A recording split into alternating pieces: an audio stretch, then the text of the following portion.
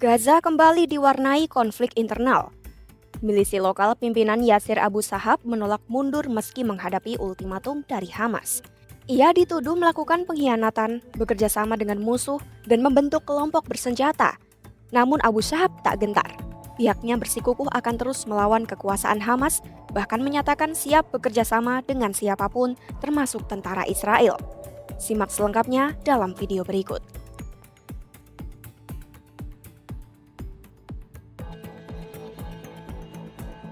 Kementerian Dalam Negeri Hamas pada Rabu 2 Juli 2025 mengeluarkan ultimatum selama 10 hari kepada pemimpin pasukan populer di Gaza, Yasir Abu Sahab. Ultimatum itu meminta Abu Sahab menyerah atau menghadapi pengadilan.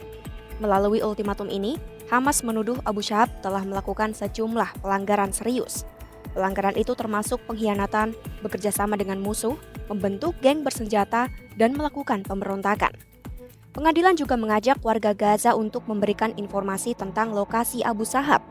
Mereka diperingatkan bahwa siapapun yang menyembunyikan informasi tersebut akan dianggap telah melindungi buronan dan bisa dikenai tindakan hukum.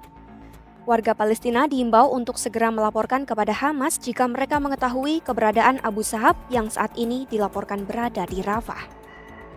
Abu Sahab dikenal sebagai pemimpin milisi yang menentang dominasi Hamas di jalur Gaza. Hamas menuduh kelompoknya menjarah truk bantuan milik PBB dan mengeklaim bahwa ia menerima dukungan dari Israel. Beberapa pejuang Hamas pun disebut-sebut telah ditugaskan untuk menghabisinya. Sementara itu kelompok Abu Sahab menyanggah tuduhan itu. Mereka mengeklaim kelompoknya adalah pasukan rakyat yang melindungi bantuan kemanusiaan dengan mengawal truk bantuan agar tidak dijarah. Mereka juga membantah telah menerima dukungan dari Israel maupun melakukan kontak dengan tentara Israel.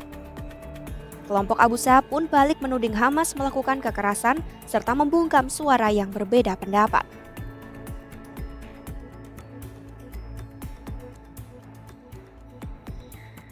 Beberapa hari usai Hamas melontarkan ultimatum, Abu Sahab pun buka suara.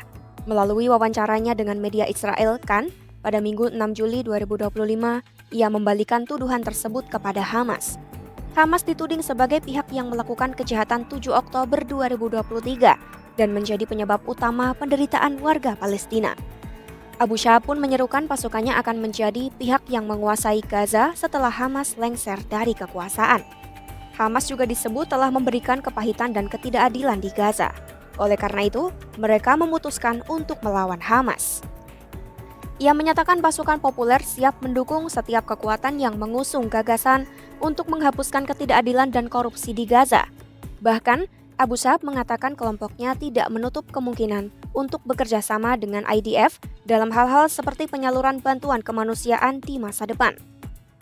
Pihak Israel sendiri telah mengakui mereka mendukung sejumlah kelompok di Gaza untuk melawan Hamas. Meski begitu, Israel tidak menyebutkan secara spesifik kelompok mana yang dimaksud. Israel juga pernah mengeklaim telah mempersenjatai kelompok milisi dan keluarga kriminal yang menjadi lawan Hamas.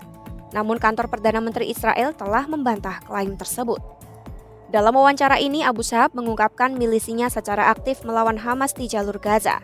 Misi ini terfokus di wilayah Rafah yang dikuasai IDF. Abu Sahab mengeklaim kelompoknya tidak memiliki ideologi politik maupun terkait dengan organisasi manapun. Namun sebelumnya, ia pernah membantah bahwa kelompoknya bekerja sama dengan Israel. Ia mengaku kelompoknya berhubungan dengan otoritas Palestina dan tidak ada pertikaian dengan mereka. Koordinasi yang ada hanya bersifat administratif dan tidak melibatkan hubungan militer. Otoritas Palestina disebut tidak terlibat dalam memberikan senjata atau dukungan langsung kepada kelompoknya. Menurutnya, persenjataan milisinya diperoleh secara mandiri dari warga setempat, bukan dari pihak asing. Mengenai dukungan, Abu Sahab mengakui pasukannya menerima bantuan logistik dan keuangan dari beberapa sumber.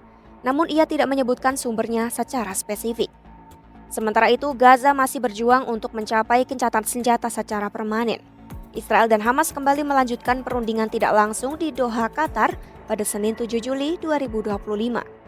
Putaran terbaru negosiasi dimulai pada Minggu 6 Juli 2025 dengan fokus pada kesepakatan gencatan senjata 60 hari di jalur Gaza dan pembebasan sandera Israel sebagai imbalan pembebasan tahanan Palestina.